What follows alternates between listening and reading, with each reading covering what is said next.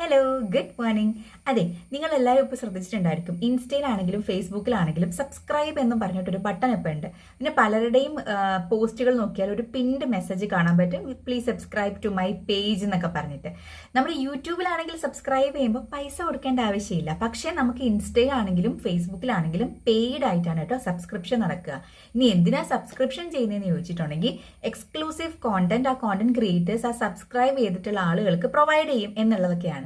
ഇപ്പം ഞാനെന്തിനാ ഇത് പറഞ്ഞതെന്ന് ചോദിച്ചാൽ എന്നോട് കുറേ ആളുകൾ ചോദിക്കുന്നുണ്ട് കേട്ടോ, എന്താണ് ഈ സബ്സ്ക്രിപ്ഷൻ, എന്താണ് ഇതിൻ്റെ ഗുണം എന്നൊക്കെ.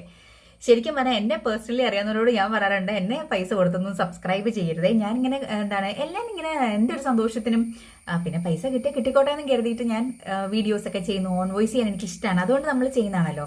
സബ്സ്ക്രൈബ് ചെയ്താൽ പൈസ കൊടുക്കണം, ഫ്രീ പരിപാടിയല്ല. പക്ഷേ എന്നെ സബ്സ്ക്രൈബ് ചെയ്യുന്ന ഒരു ചേട്ടനുണ്ട് കേട്ടോ, എന്നോട് വളരെ ഇഷ്ടമുള്ള ഒരു ചേട്ടൻ, ഒത്തിരി നന്ദിയുണ്ട്.